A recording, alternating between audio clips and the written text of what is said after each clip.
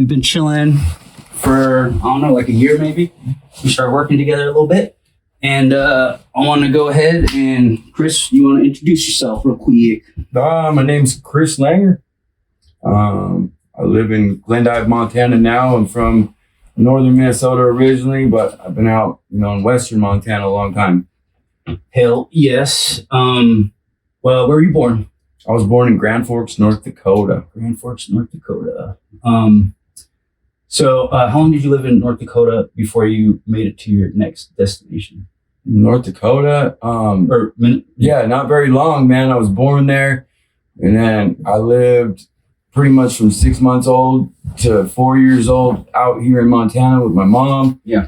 And then my dad brought me back to Grand Forks and then to Thief River Falls, Minnesota.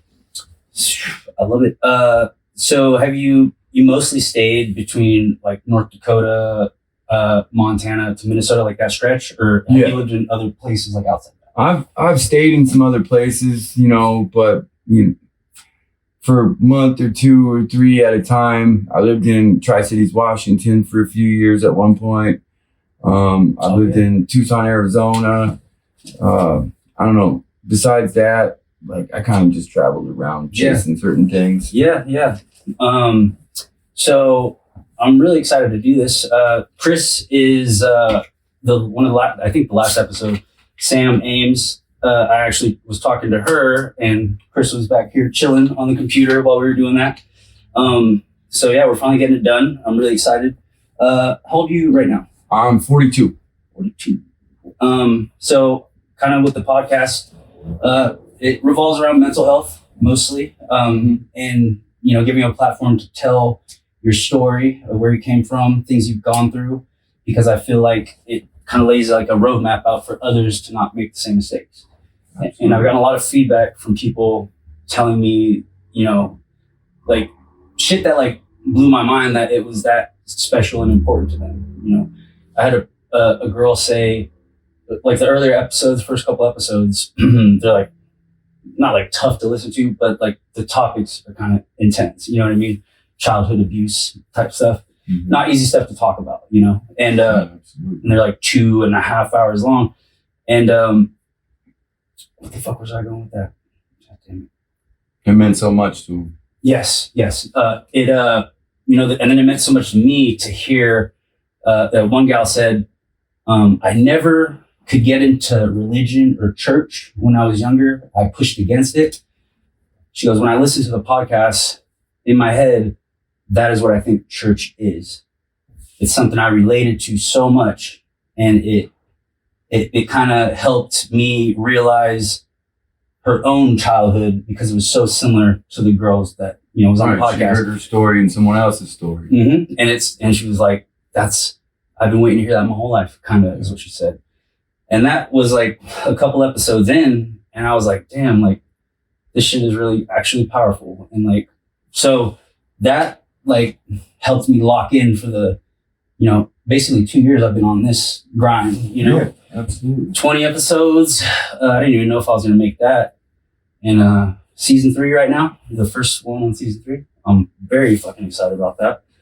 And then we'll get into some future endeavors that I got going on, you got going on. Yeah. But I want to start from the beginning, early years. We talked a little bit about, we talk a lot about childhood trauma and stuff, but how much it affects us later on in life. Mm-hmm. And I feel like we have a lot of similarities in kind of the way we grew up in a way. So would you mind kind of going into like, Grand Forks life in the beginning? What do you kind of remember about that? Not too much in the beginning in Grand Forks, because I was only like 6 months, I believe, till I moved to Montana with my mom. But that's, so just to point out, I don't have like huge memories, but I have flashes of memories in dreams and nightmares and Yeah. I do remember though, being chained up in a bathroom when my mom was gone, locked up in a dingy old shed. It had this light outside that just buzzed all night, super loud. One of them old, like, Yeah. you know, outdoor lights, street lights. Yeah, really loud to the point where, like, in a lot of jail cells later on in life, those lights made that same sound, and it just drove me nuts when I was in solitary and stuff. But yeah, I mean, my mom had like a plethora of different boyfriends, husbands, different things like that in those 4 years, and just, you know, myriad addictions and afflictions, basically. I can see that now. I didn't then. I just felt pain, you know, back then.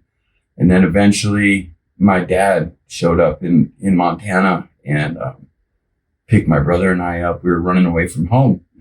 And him and his friend Clint picked us up, and my brother was, you know, cigarette and cigar burns all over. I had belt lashings all over. And he took us to the Law and Justice Center in Bozeman and got immediate emergency custody. He took us back to Grand Forks to our grandmother, his mom's house, my grandma's house. And then my mom never even showed up to fight for custody or anything. She just kind of, and I've seen her once since then at my grandma's funeral. And when I was 20 years old, you know. 20 years ago.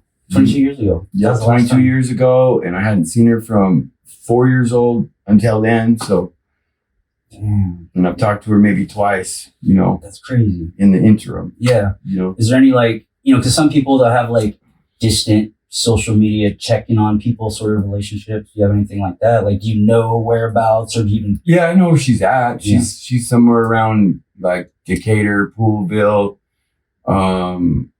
Texas. Yeah, somewhere by Dallas, Fort Worth. Oh, shit. And I know that because I did keep in contact with my youngest sister, half sister, that is with her. You know, so she's out there.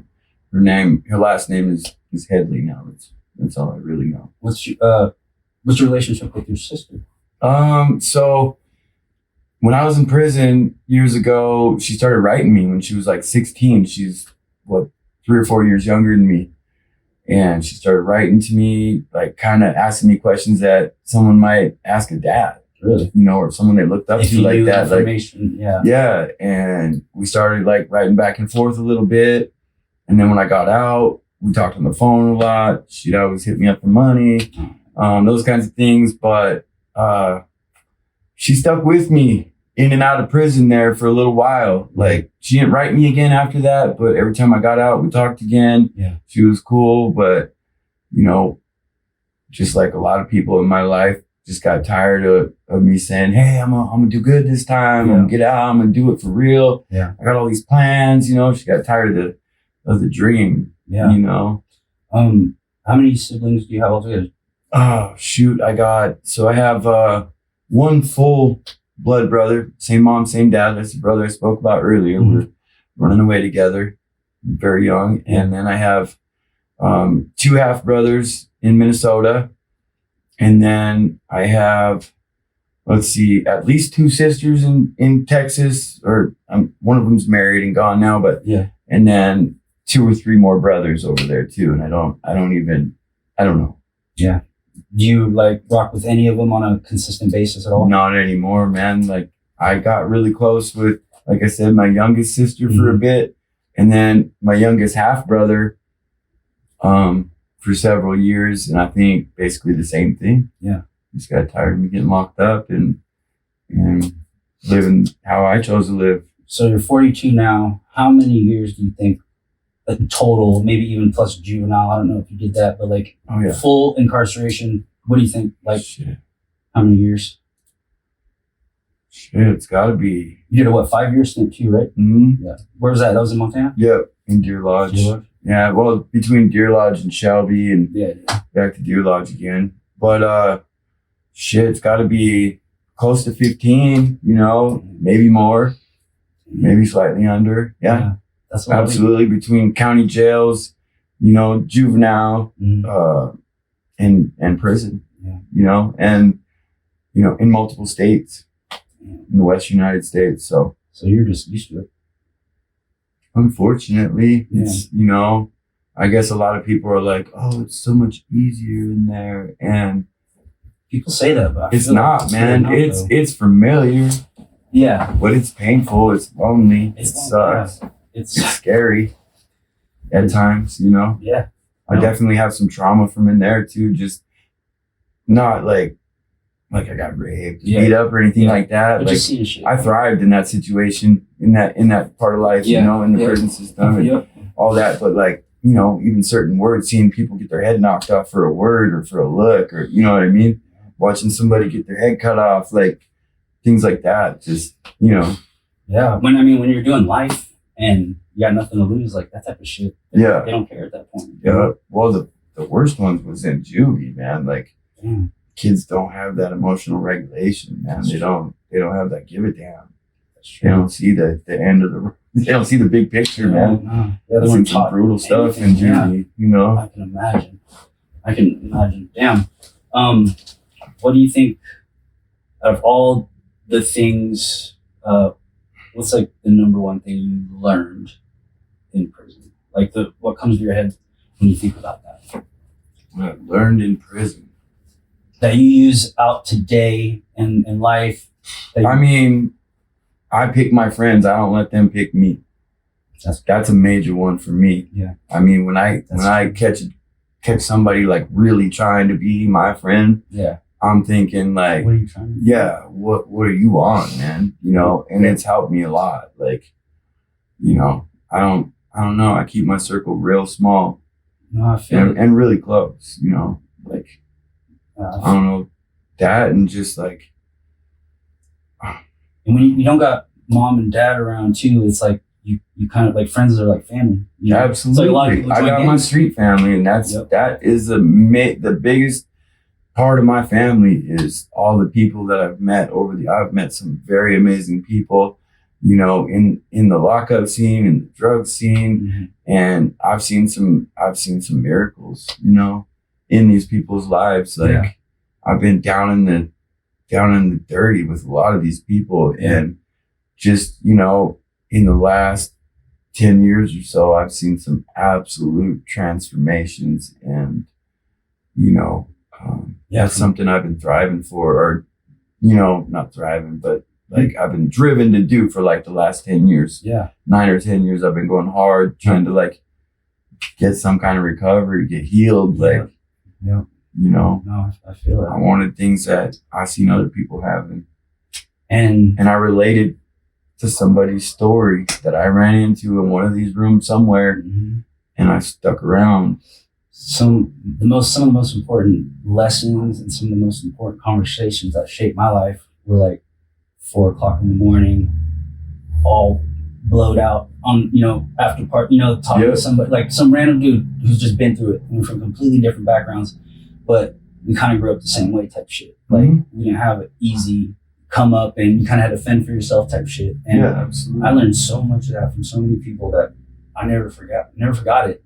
And as I move around in society now today, I feel like growing up around it, I don't know, I just see such a gap between people that just never had to deal with a lot, you know, especially while they're young, you know? Yeah. Like the way they treat people, I see that like they didn't face a lot of things, you know, a lot of conflict. There's no empathy, and no, they hold no space for those that have, it seems sometimes. Yeah, that and the tolerance. You kind of look down upon, you know, from like kind of like on a high horse. Yeah, absolutely. Yes. Like I've always, I mean, that's just been instilled in me that like, man, we all pump the same blood, you know.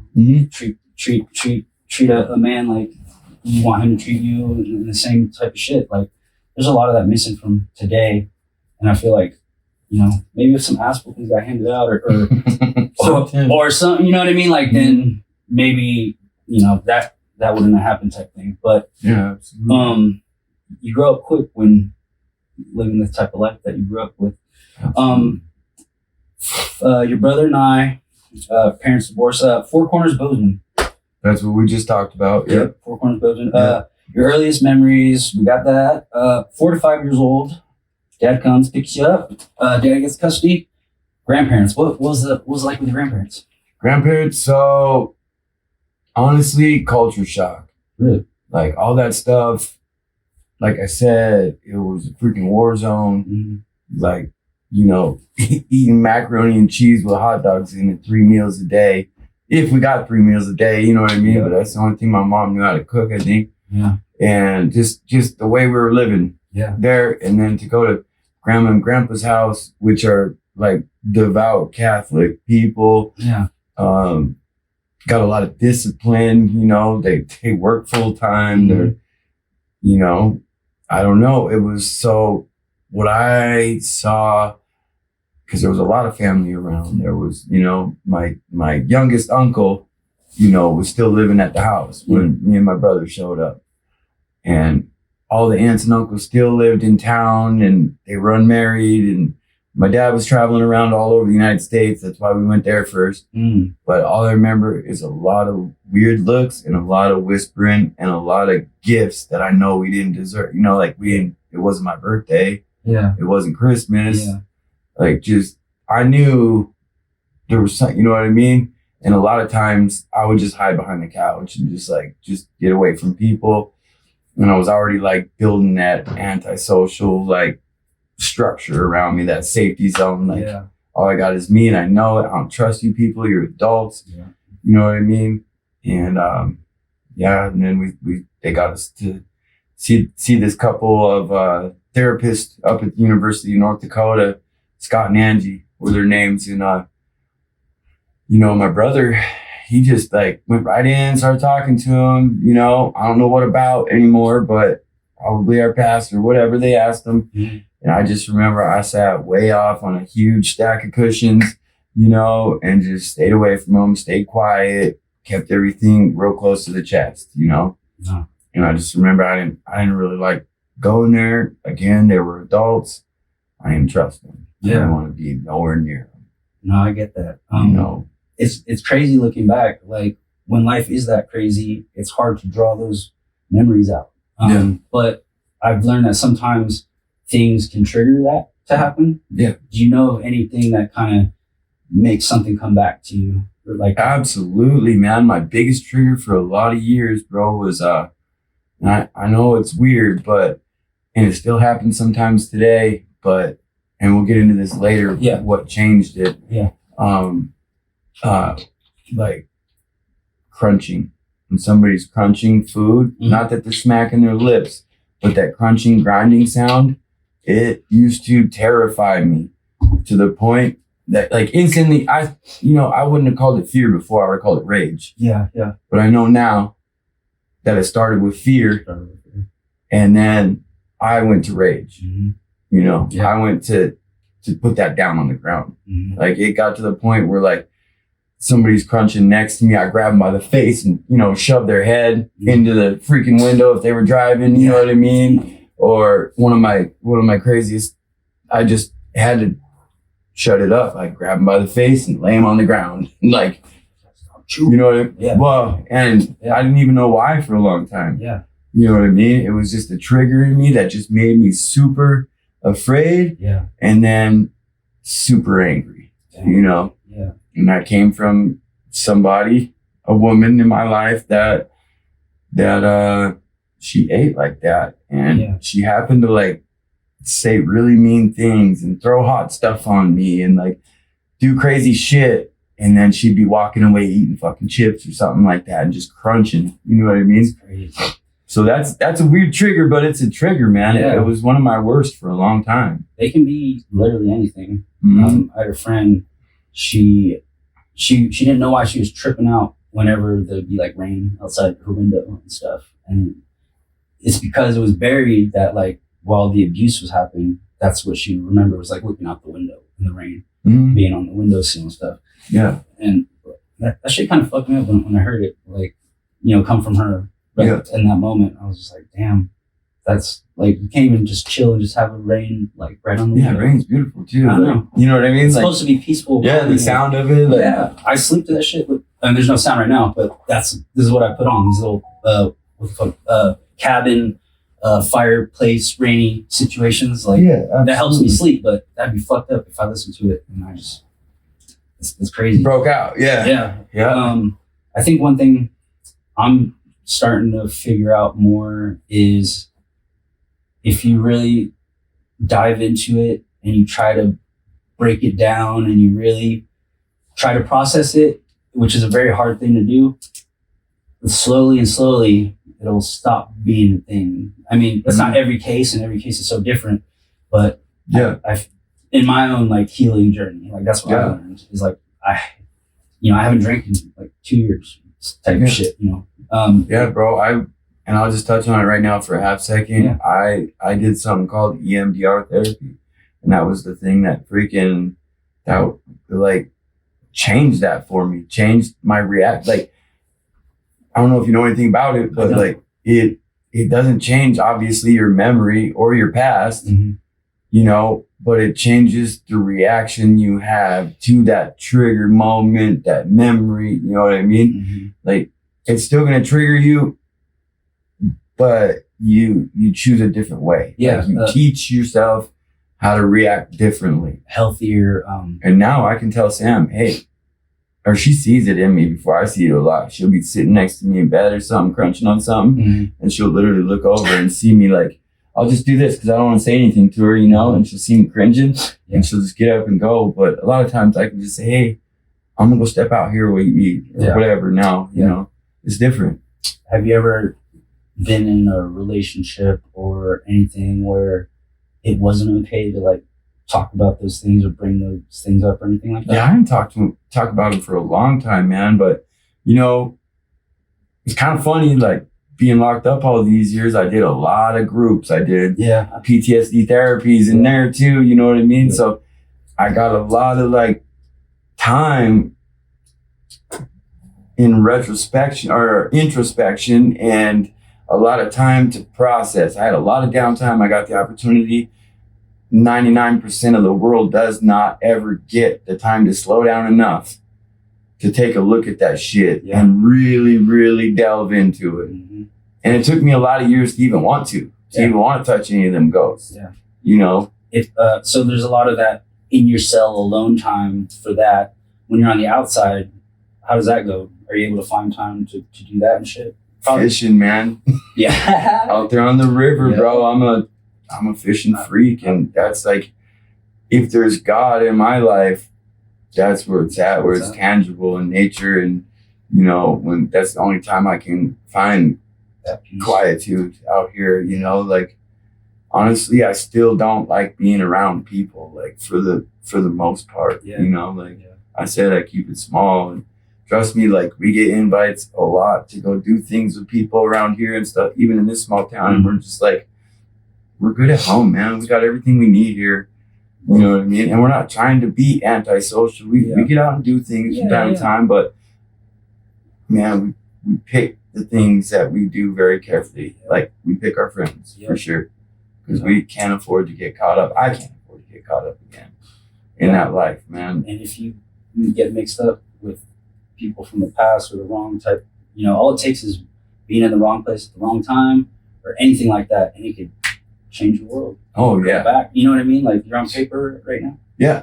Yeah. Hoping to get off here a few years early, because I've been doing for the first time in my life what I'm supposed to be doing. Yeah. And but yeah, I'm on paper right now, and I've had moments of like, 18 months where I've been doing hella good, like, and then I decided to burn it all down for whatever reason. And literally in less than a month, what I've amassed in 2 years is gone, completely gone. I'm in the gutter again. Fuck, sometimes it only takes one night. Shed junkie. You know what I mean? Like, I'm back in the shed homeless. Shed homeless in weeks. I grew up in West Side Modesto, and I remember I was like I didn't have the best situation, but if I walked 1 block away, I had this homie Stanley. I've reached out to him over the years. We kind of just haven't touched base, but we were friends, and him, his dad, like in the shack, you know what I mean? Yeah. Type shit in the alley, electricity, type shit. And like, I was in a house in the hood, but I had my dad, we had a dog, we had, they didn't have shit. Yeah. But never fucking cried about it. Yeah. He had a lot of anger. He was beating a lot of motherfuckers up. But it makes sense when that's what your life is. You know? Like absolutely. As a child, you really need that care and the protection and like the safety zone, like a place that the world's a crazy place. Like you need a door to open up to go home and like, all right, we're safe. Like what you got now. Yeah. With your wife. Absolutely, man. It's the first time I remember wandering around the streets in Bozeman as a young kid. On the streets, I was on the run from a juvenile center in Minnesota.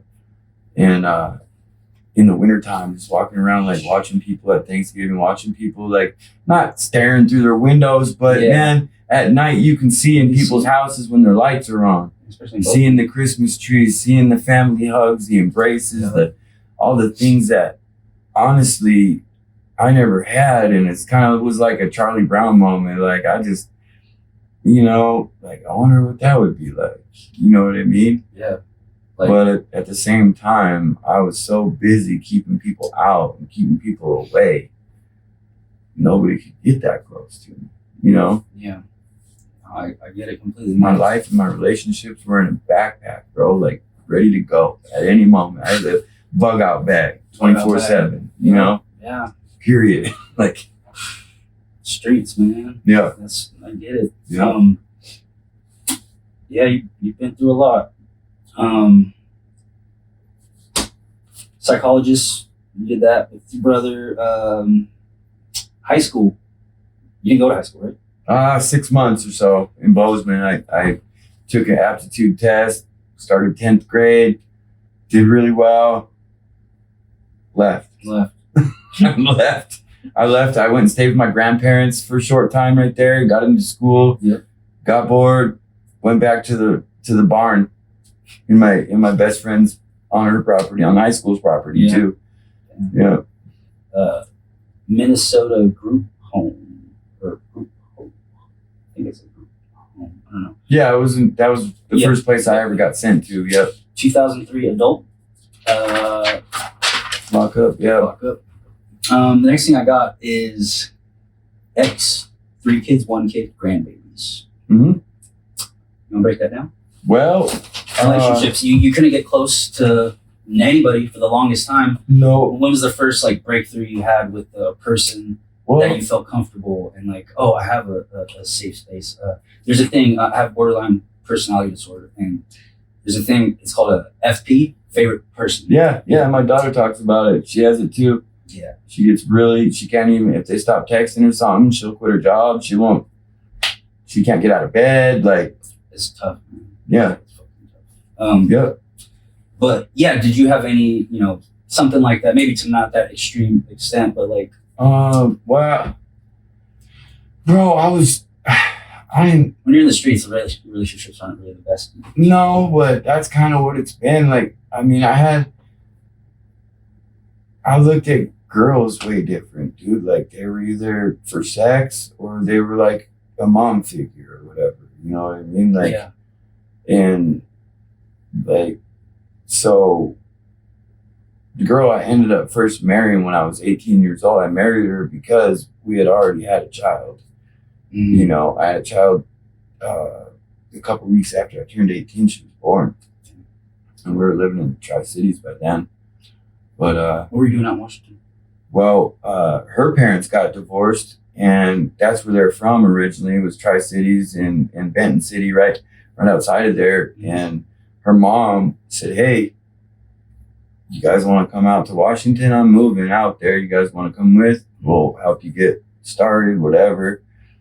And we went out there, man, and got married. But like, I wasn't like in love with the girl or nothing like that. It was like I felt like almost a duty to like obligation. And also the laws were different too. Like, she was 6 months younger than me, so she wasn't quite 18 yet.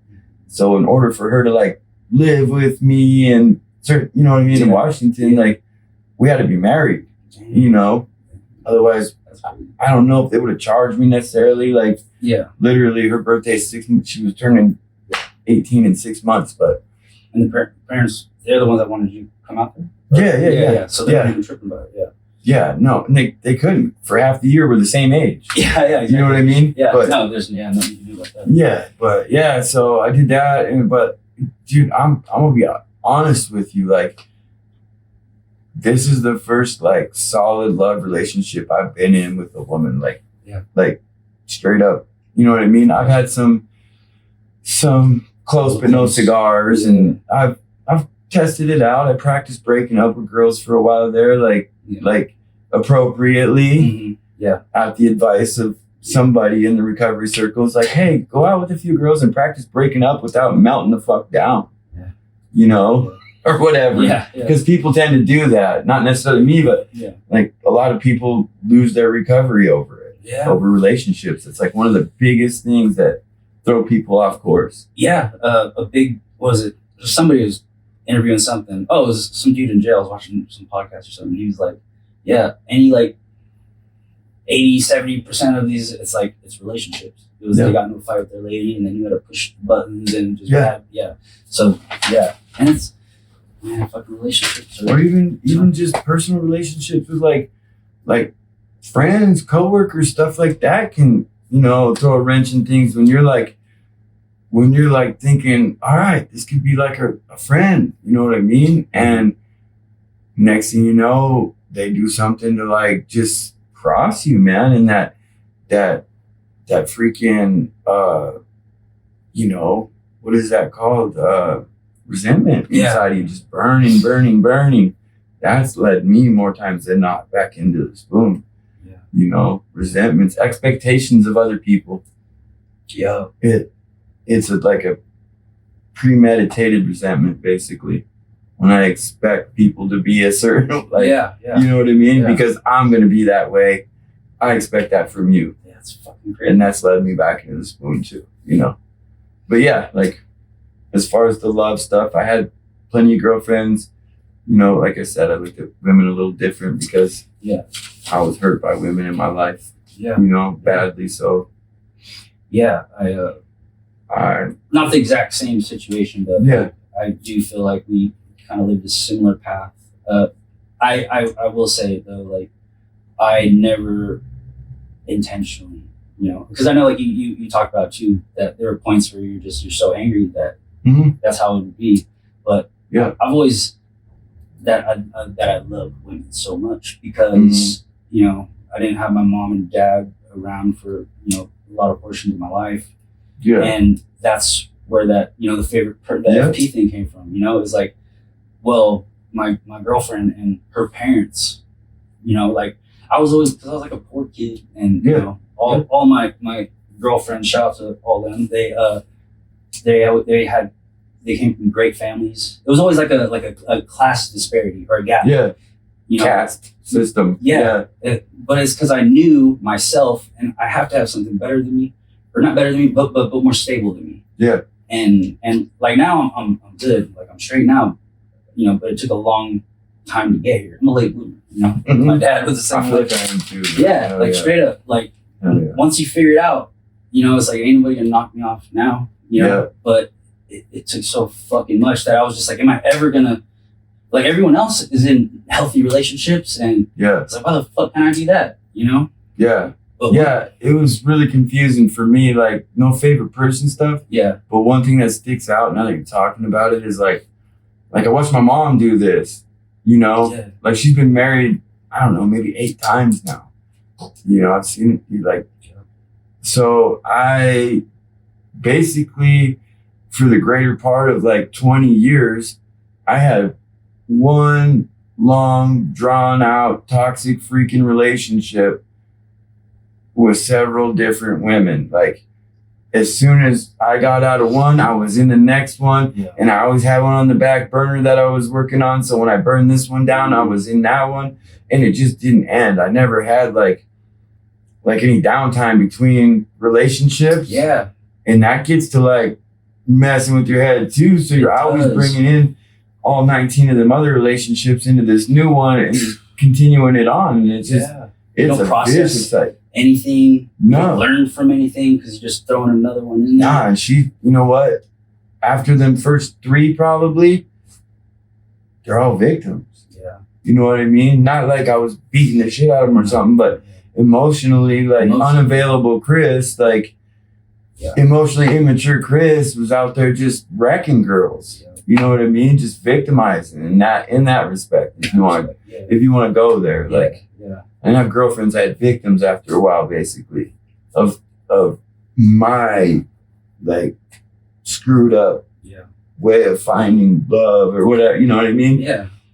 I mean, I've been on my own for the longest, and when you don't have anybody and you're alone, like that, having the person that's gonna be able to answer, no matter, that's everything. Yeah. When you don't have shit, like I don't know that and then it's like I didn't want to have more of it.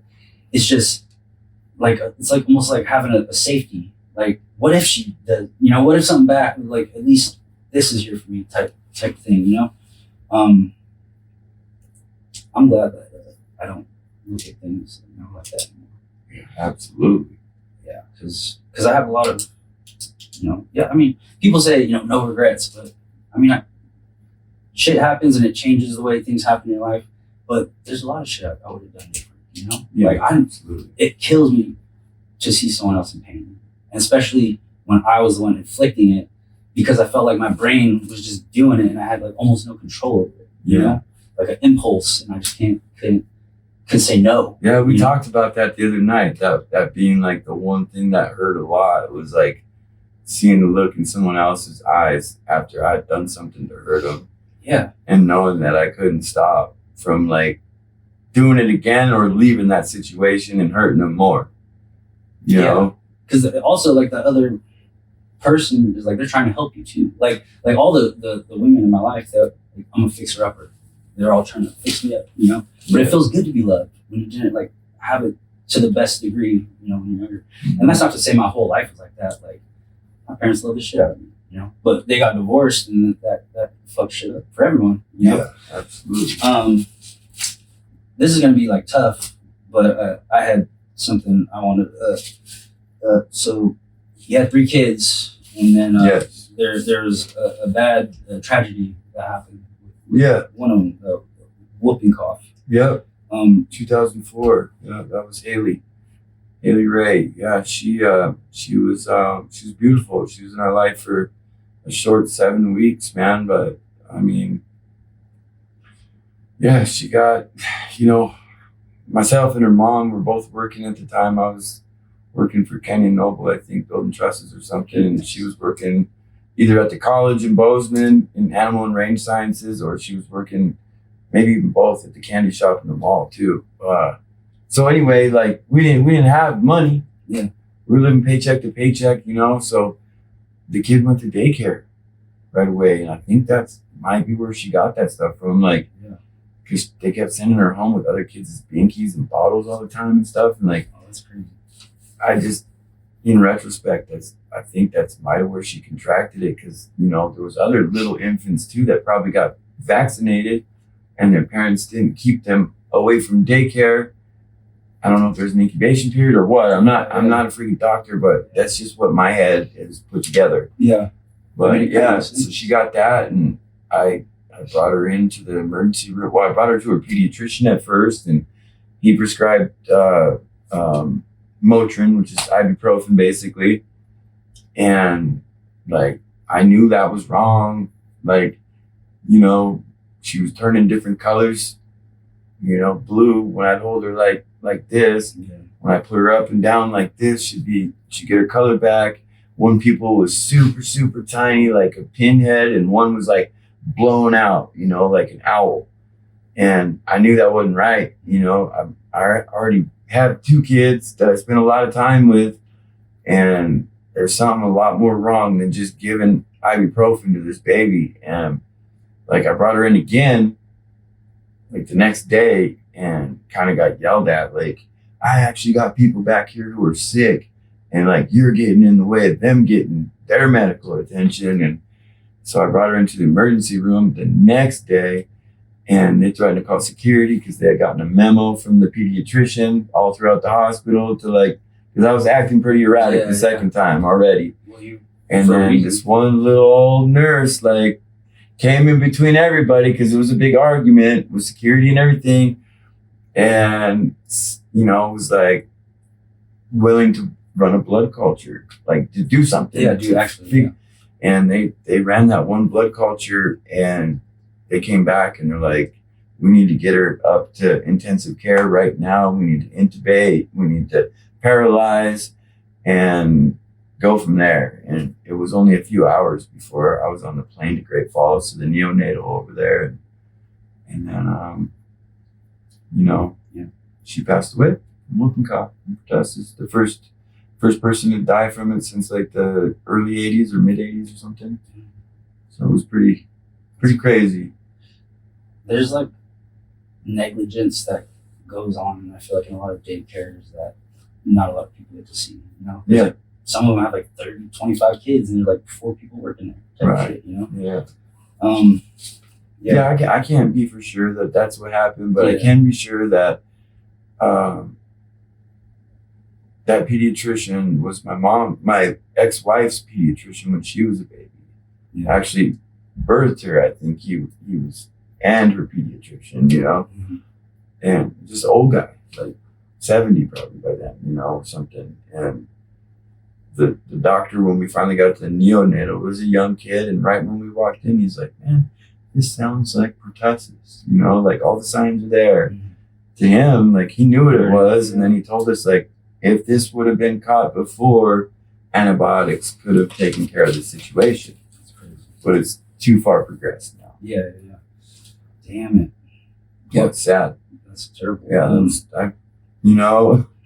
that led to some crazy shit. I was on paper back then. Like, I was on probation, and I called my probation officer from Great Falls right after she died, like merely hours after, telling her, hey, I want to get fucking high. I need some treatment right now. I want to go away for a little while. And she's, I said, I feel like I'm going to use again. And she's like, go ahead and use. You'll get plenty of treatment in prison. Basically is what she said. And I went off, I went off the grid for 2 months, got myself a drug evaluation, did all this stuff to get myself into a treatment center, and then called my lawyer and turned myself in with my lawyer. And the judge actually like freaked out on my parole officer and was like, are you kidding me? He called and asked for help. That is your job. You're not only there for punitive measures, you're there as a social worker as well. Yeah. And that's why I'm glad now there's so much prison reform. They have to have degrees in like behavioral sciences at the least. At the very least, yeah. No, that's good. Shit's changed. When do you say that shift happened? That when they started like looking at it more? Yeah. Getting Montana, they did their biggest prison reform in like 2017. Really? Where they made it like, I don't even want to say like, you get more chances, I guess is the way they see it. And some offenders or people see it, convicts, felons or whatever, see it. But it's legit, man. They have to exhaust a bunch of different like, ways to help, to intervene. You know what I mean? They have to go through so many interventions before they can just send you to prison, unless it's new crimes or it's absconding where you just take off and don't even give a shit. Yeah. Those are the two things that can send you directly back. But they're not there yet by any means, bro, but they're moving in the right direction. As long as like the voters, us as voters, like wake the fuck up and stop locking up America. Yeah. It's crazy. There's so much like negligence and like dirty shit behind the scene going on too and everything. It's like that needs to be a system that needs to be like pristine. You're dealing with people's lives, livelihoods. I got locked up at a very young age for running away from home. Why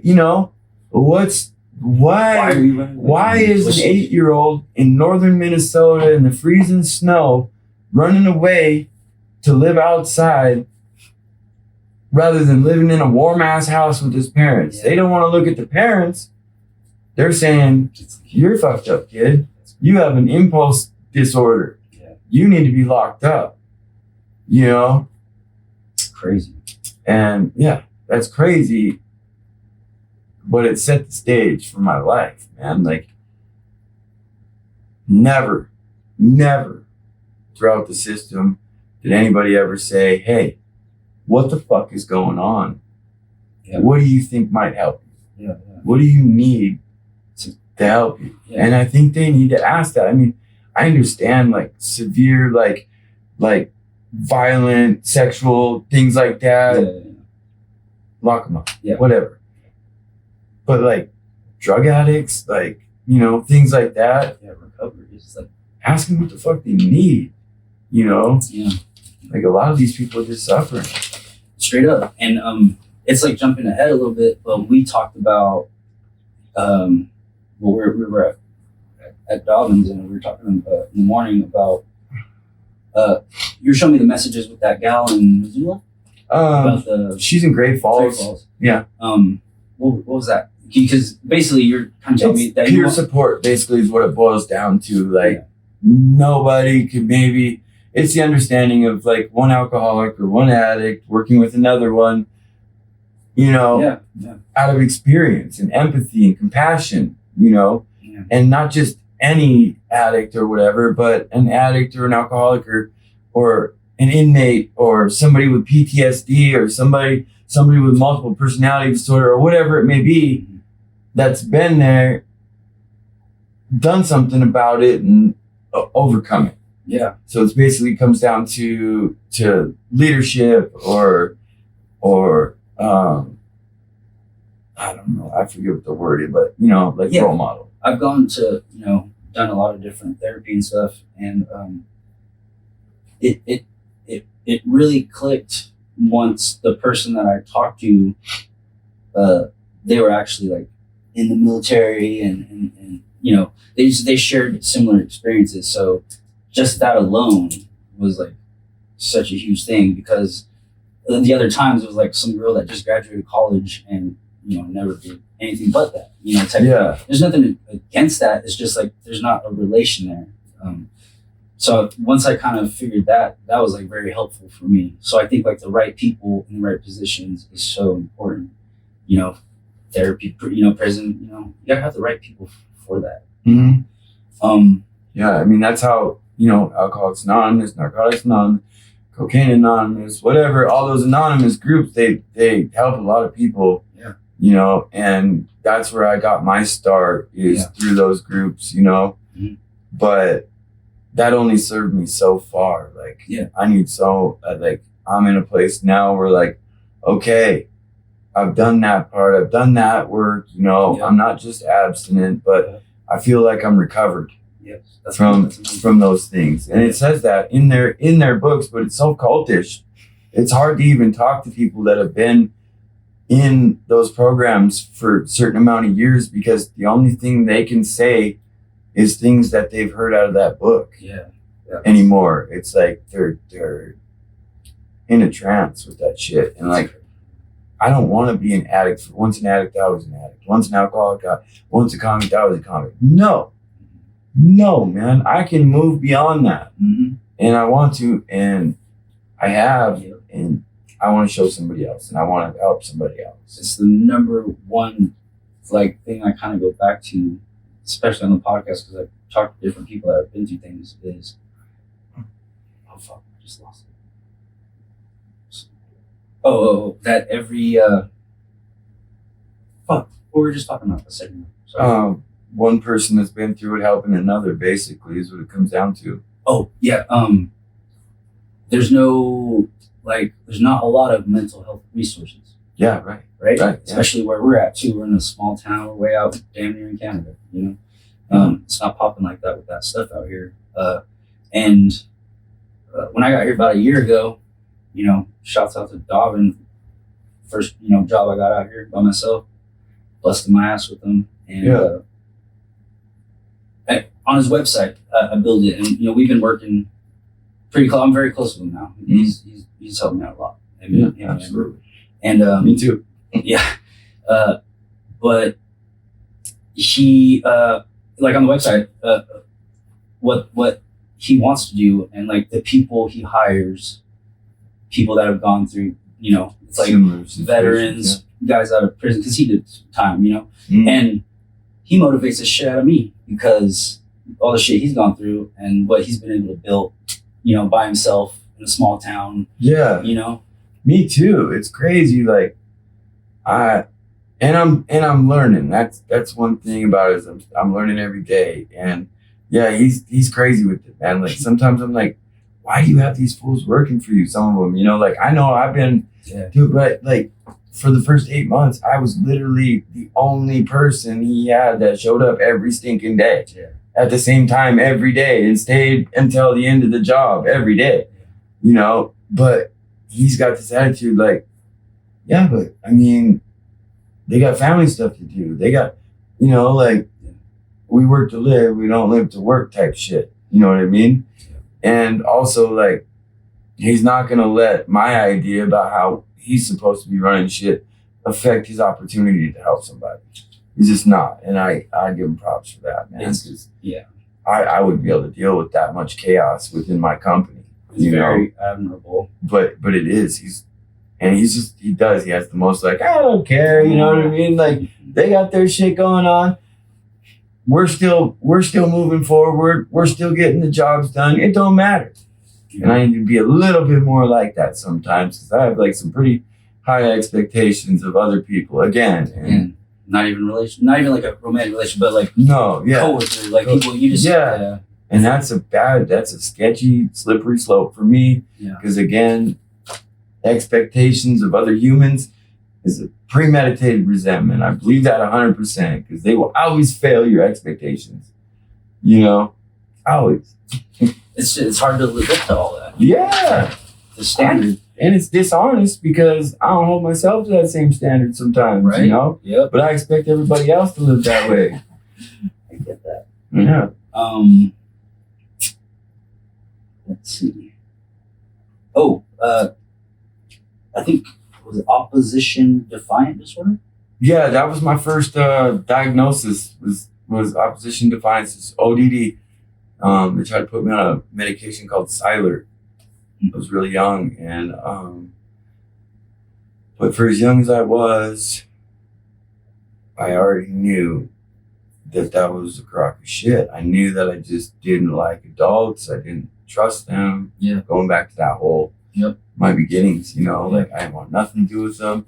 I couldn't stand like these kids that like let so many adults around them, like, and were so happy about it. I was like, dude, you're gonna get hurt. Like, probably wasn't thinking exactly that as a kid, but I knew like I didn't want nothing to do with them. And if they asked me to do something, tell me to do something, I knew there was an ulterior motive. You know what I mean? Why? Why? And no, just no. It ain't gonna happen. I'm more apt to do what some kid younger than me asked me to do than what an adult says, And if they had to find a diagnosis for that and medicate me for that, fine. But I just call it like you just had a rough trauma. Yeah. Motherfucker, that's all it was. Yeah. That makes perfect sense, bro. Willing to bend for him. 2 good women. Yeah. I had 2 really good examples, and I'm lucky. Yep. Because, and it sounds crazy. It sounds crazy to say this, but like I always say, like I hated women. You know what I mean? Yeah. But I freaking was hurt by women, is what it was. You know what I mean? Yeah. And again, I didn't want nothing to do with them until I got older, and they were good for sex or whatever. But I had the 2 really, really great women in my life were my granny. We call her Granny. Greenie. The whole family does. Yeah. And she's actually my godmother. Oh, nice. Because I was baptized Catholic. And you still rock with any of that stuff? You do any church type stuff these days? No, man. No. I got a whole different setup on that spiritual journey. Yeah, man. I feel you. But yeah, so I got Granny. That's my godmother. Also my stepmom's mom. So she's my grandmother. And then right across the street and down 2 houses was my dad's mom, my grandmother, Barbara. Yep. And, both amazing, beautiful women that never, ever once tried to hurt me. Don't get me wrong. Grandma, she was a devout Catholic and very disciplined, you know what I mean? But but very empathetic and soft at the same time. Yeah. You know. Yeah. Structured. Just loved the death out of me. Grandma she sent me books and books and books and books while I was locked up. Oh, that's awesome. She didn't want me sitting on my hands in there. She wanted me learning. She wanted me to, have something to show for all that time down, Yeah. And I did. I read over like 800 books in one stretch, And most Americans don't read a book front to back after high school ever again. It's fucking true. Yeah, that's true. Yeah. But that's smart. I love books. Absolutely. You read them. Yeah, I read most of them. Heck yeah. That's great. Yeah. But so I'm lucky that I had that to fall back on in my subconscious and later on in life when I realized it was a problem between me and women. I said, well, I have these two great women in my life. Why can't there be more? I fucking checked myself at some point, and I no longer hate women. Yeah. Well, you love Sam today. Absolutely. Yeah. We'll get into that part later. How did that change for me though? Right? Yeah. I had a daughter. That's a big one. I had a daughter, and I realized I could no longer classify her in one of those two roles, the sex figure or the mom figure. Mm-hmm. And I learned women deserve respect. I have a daughter. Yeah. There's no way I would want anybody treating her the way that I have been towards women my whole life, Absolutely. There's absolutely no way. And so, that experience, having her, and the experience with my granny and my grandma, that all together culminated into like me looking further into that and just changed completely the way I looked at women. Can you think of a time or a moment that that maybe you spent with Grammy or Barbara that stick out to you that as like a good memory? Or somebody, look back and remember type thing? I was really young when I spent time with them, actual time face to face.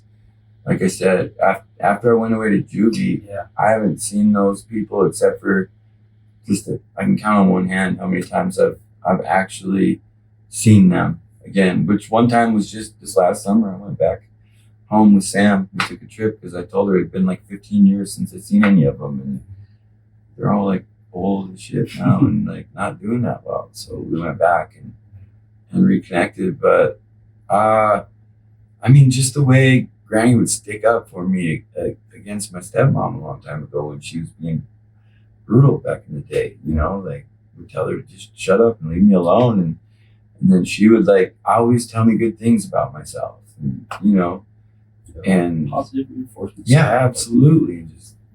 Just love me, man. Period. And never freaking hurt me. Nothing like no one event really stuck out. Just their lives in general, would be that, I guess. Yeah. Thing that sticks out. That's important. This is a random question. So you're 42 now. Mm-hmm. Would you say overall, have you lived a lonely life? Like, has it felt like you were alone most of it? I know you don't feel that at all now because you got Sam and the kids and you have structure and stability. And I got family and stuff now too. I'm reconnected with a lot of them. That's awesome. It's still like over the phone, and if I don't call, I don't hear from them still type deal, which I wish was different, but at least now the conversations are different. But overall, extremely lonely. Antisocial behaviors and lifestyles are extremely lonely. Extremely safe, for as long as they were, but lonely as hell. Yeah, absolutely. OD experiment? OD experiment? Oh, I don't OD experiment. Oh, that was I think we were talking about the time I went to Salt Lake and like was just, and that's when this whole like recovery journey started too. Was like I was just over it. I was tired of fucking being at the bottom. I was tired of like building myself up in the prison and like having this dream, having this plan, and like, one little thing I'd burn it down, and next thing you know, I'm getting back out of prison with nothing again, starting over, you know? And I'm like, all I do is fucking disappoint people. I disappoint myself. All I do is hurt people. And I'm tired of it. I'm fucking tired of it. And it was like, you know, the one time, you know, that like, I was just done, dude. And I fucking went over to Salt Lake and like parked this car I had, left the keys in it, just left it with no intentions of ever getting back in it again. And I didn't, you know, but because I ended up getting arrested, you know, several weeks later. But I walked around and used as much, you know, heroin as I could for days and days and days. And at one point I like called my grandma, which didn't answer, you know, because it was probably late, or she was, you know, at some church service or bringing communion to the elderly or something, you know, things that she did within the church. And like yelled at her for praying for me. Because she tells me every single time I talk to her, like, I pray for you 3 times a day by name, for you and your brother, and da da da da. You know what I mean? And I was upset because I thought that like women's prayers were so strong that had to be the reason I was still alive. And she brought it up to me, you know, after I sobered up, cleaned up for a year's time or so. It was like, what was up with that phone call? And I apologized. I said, Grandma, I'm sorry. I'm even telling you this because I know how much you love me, but this was the scenario. And she's like, you know, basically she'd always just say, huh, Christopher, you know what I mean? And like, she's like, are you testing my courage? And, you know, like upset. Yeah. Like, how could you? You know, which.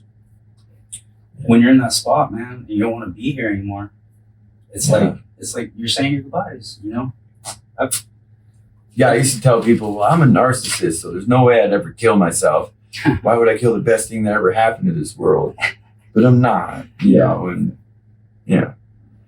Anyway. That's funny shit. Last 10 months? The last 10 months? Or before that, when was the last time you got locked up? Like you haven't been. Oh, that's what that 10 months is about. Was the last time I was incarcerated. 10 months. I had 10 months left on my active time and a 5-year probation tail, which is what I'm on now. Right now, yeah. So you had asked like how you know how much time I did the last time I went in. It was just like that 10 months, and like during that time, like the only thing they had there was AA meeting. You know what I mean? As far as recovery stuff, I tried to get into treatment, but I did kind of. I got onto Suboxone in the prison. Like that shit's tough. The prison freaking just started this program. You know, it's called the MAP program. It's medicine assisted treatment. Mm-hmm. So I got on.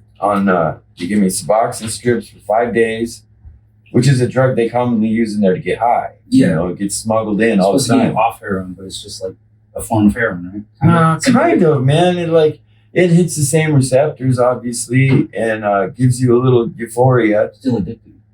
But it has like the blocker too, and it's really addictive. Yeah. But so they give you that for 5 days to see if your body can handle it, and then they put you on a shot.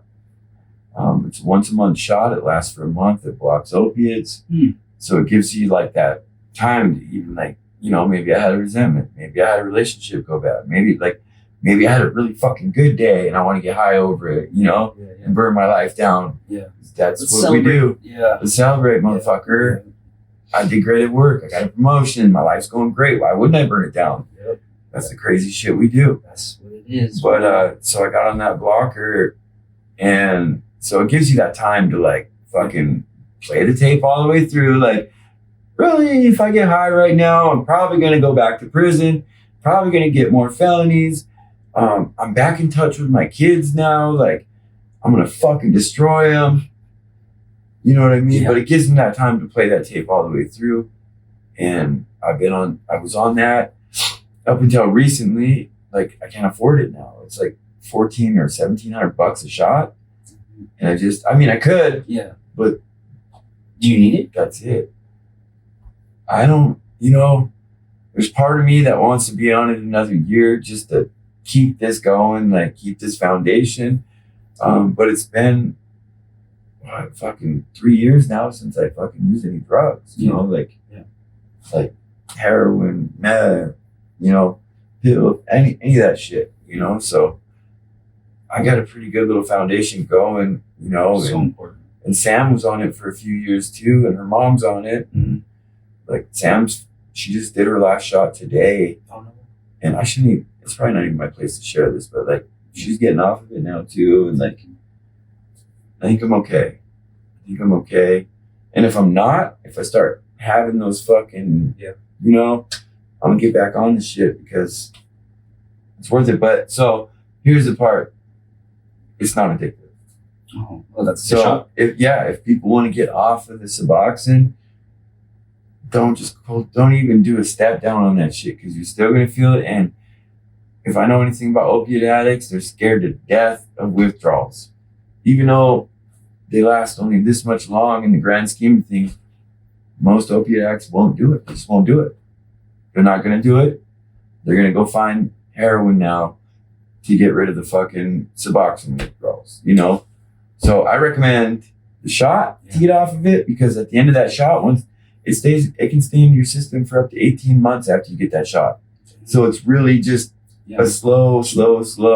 That's pretty dope. And you do not go through any withdrawals. So it's amazing. Yeah.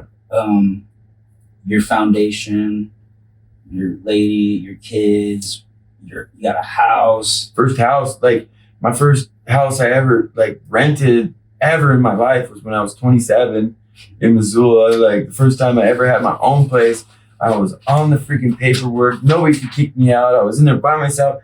I didn't have a girlfriend living there. I didn't live with some girl that could kick me out over a freaking argument. Like first time ever had my own shit. I was 33. 27 was my first driver's license ever. But this is the first house for Sam and I both that we're able to actually purchase, you know, and we got a good deal on it, 4% interest, you know what I mean? Like you can't even get that from a bank. It ain't the biggest house or anything like that, you know, it's a 4-bedroom house and on just close to an acre, you know, outside of town so we can have chickens and stuff, like ride our little dirt bikes, do whatever. And dude, it's a place where when we shut the door, it's safe. Like you said, like we have everything we need out there. I love that, man. And that's the first time I've ever fucking had that, man. You know, I mean, I had a home when I was a kid with my dad. Yeah. There was craziness within the walls, but my dad was a good man. He worked. He went to school. He owned a handyman service on the side or a business on the side or worked multiple jobs. Doing it. Downside of that was he just wasn't there and he never saw what was going on in the house with his wife. And fortunately, like that relationship has changed now too. Like, you know, I tell her I love her all the time and she says I call her mom. You know what I mean? Like never in a million years did I think I'd ever call that lady mom. Really? When I was a kid, absolutely not. It was horrible. Horrible. But when I was like 15, I wrote her like a 30-page letter and named like everything she'd ever fucking said to me that just, you know, reverberated in my fucking soul every day. All the things that drove me down as a man, even, you know, all the things that I used for so long to hurt everybody else. And I wrote that down and sent it to her. And it's crazy because I talked to her mom several years later, in 2006 when I went back there. And that was one thing that Granny said. She's like, hey, I want you to know that when you wrote that letter to Laura when you were a kid, she drove all the way from Thief River here bawling, like freaked out. And that you hated her and that she hurt you so badly. And like, she's like, that was fucking life-changing for her. Like, and, you know, it was crazy because I named all those, I got it all out on paper, all that angsty shit, all the pain, all the fucking sadness, all the disappointment, all the fears, everything. And then, but by the end of it, I had written to her, I said, but I love you. I love you because you make my dad happy and you make my two brothers happy. And somewhere in you, there's gotta be something good, basically. So like, and then after that, anytime I'd call and talk to my dad, I'd ask to talk to her and I would say, I love you, Mom. She fucking didn't respond the first couple of times. She was like just silent. She's like, yeah, me too. You know? Yeah. But eventually, like, there was some fucking serious healing in here, you know, through that, like, that ability to, like, I don't know, just overcome that shit and say, hey, I'm not gonna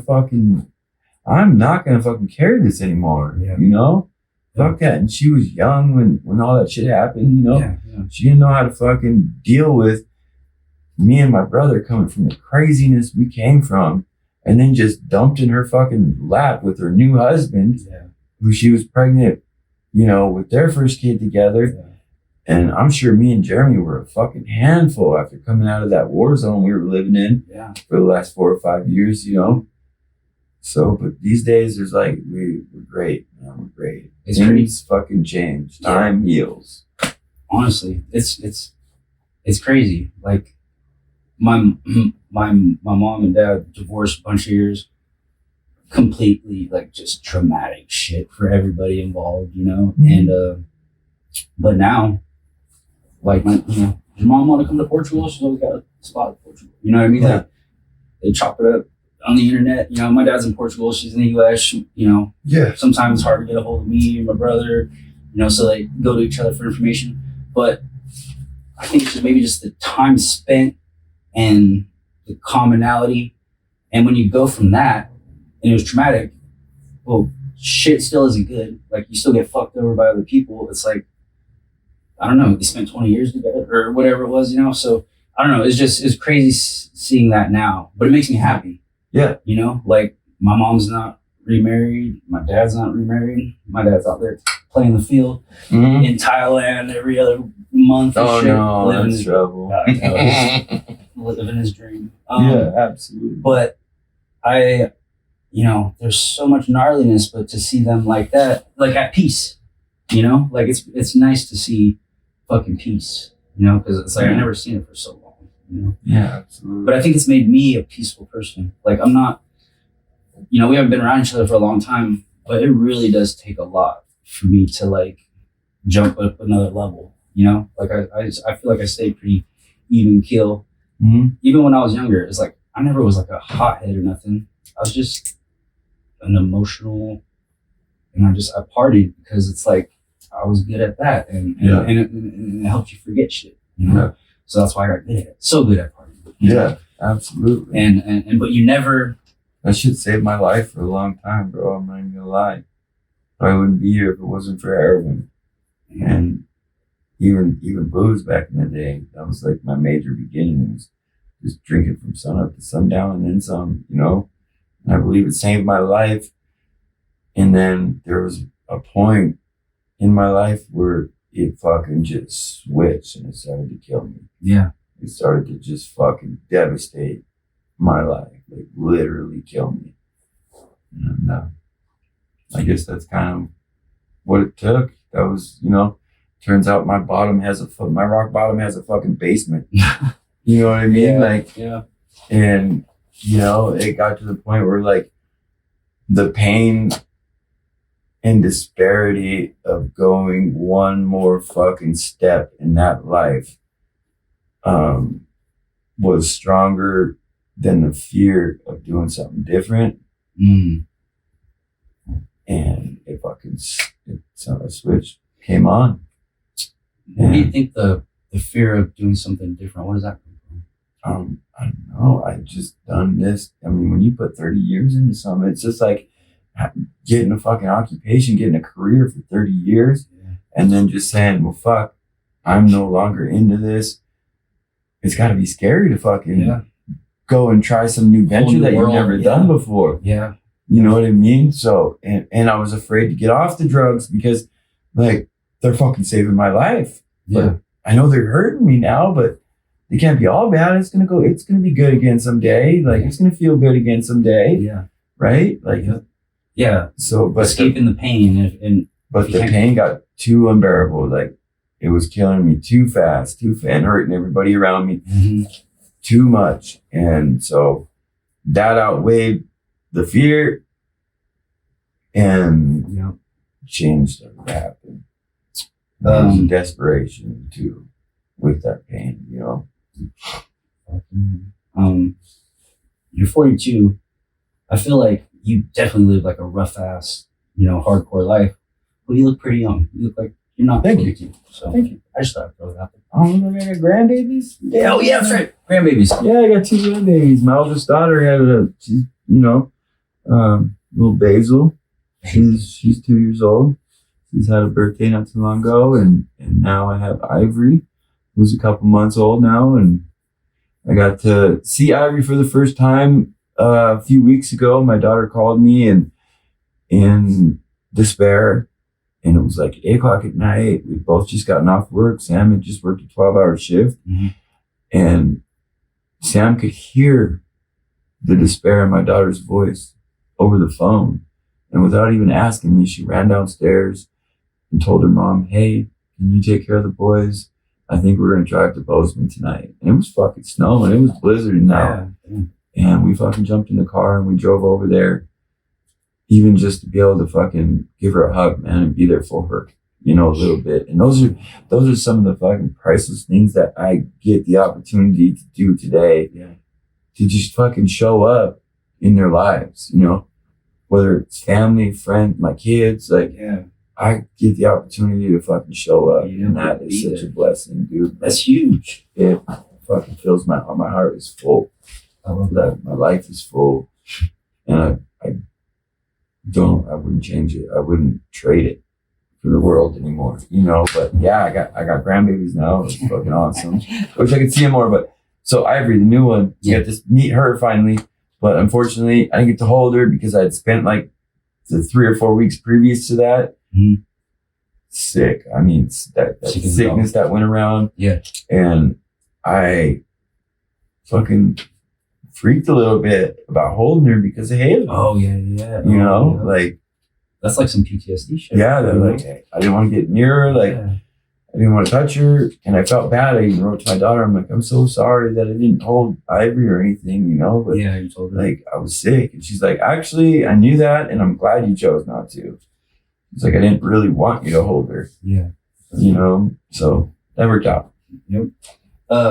6 years recovery.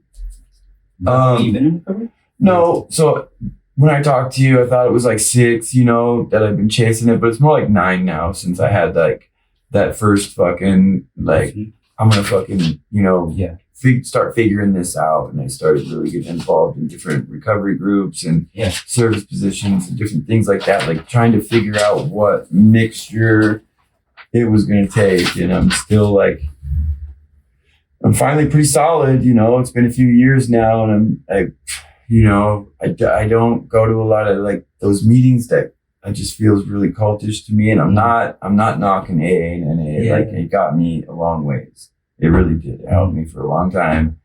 I wouldn't be here without it.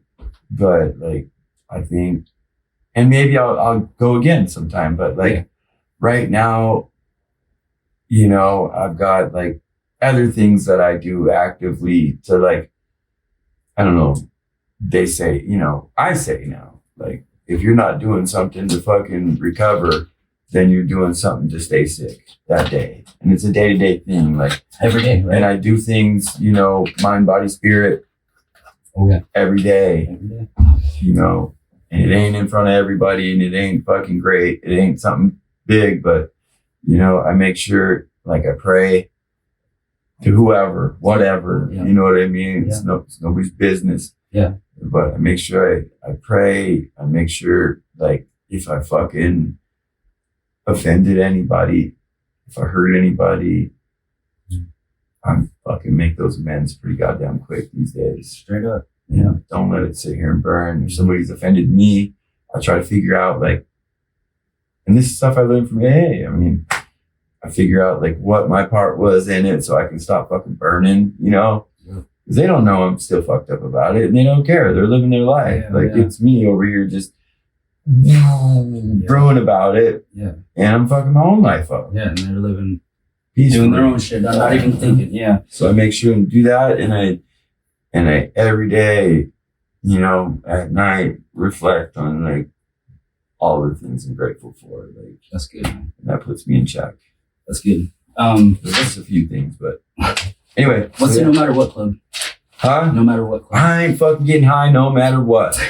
I don't care what happens. That's another fucking, you know, I don't know which recovery group that's from or whatever, but it's something I learned along the way. Like, I don't have to get high today. I don't have to get high. I don't have to fucking commit crimes. You know what I mean? I don't have to fucking attempt suicide. You know, all those things. Like, I don't have to do that shit today. I have a choice now. Yep. And for the longest time, I didn't feel like there was a choice, you know? And even if there was at times, I didn't want the other choice. But it's like your brain makes the choice. But at least I have one. Yeah. Yeah. No, absolutely. Like, I started doing drugs, you know, and then the drugs started doing me, you know? Yeah. I've been doing dialectical behavior therapy. Oh, yeah. And DBT. I spend a lot of time alone these days, but I've been able to grow and heal and conquer and get through things that there's always someone there to help or lift me up or something like that. You know what I mean? Yeah. And it truly is a thing to face it completely alone, you know, even if it's hard to do. And it's like something you've never even thought like, oh, that's the way to do it. It's like, I'd always want like, well, someone will care. You know, somebody will make this pain go away or feel, you know, but it will never go away if you don't face it yourself. Yeah, no, absolutely, dude. Face that shit. Have to. Face that shit up. Have to. Or it'll be the cycle of hurting others or whatever the cycle may be. But breaking the cycle is possible. In a lot of the podcasts, I write it in the description that it's never too late for anyone to make a change. Oh. And I 1000% believe that.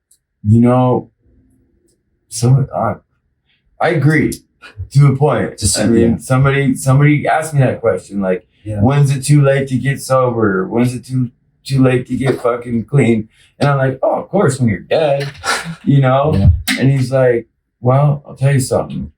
He's like, when I first got sober, the guy that I got sober with made me go to the mental hospital on the floor where they keep all the people that are incontinent. Basically, they drink so much they got water brain. Oh, shit. And they can no longer choose to be sober at that point. They're just stuck in bed, pissing, shitting, you know, getting bed sores. And at that point, it is too fucking late to get sober. Yeah. You know what I mean? To make that choice and to live that good life, you know, period. You can't do it ever. So, but no, I get that's an extreme, but at the same time, dude, like, there's a point, I guess, a boiling point for everyone. Yeah. Some people don't make it out of rock bottom.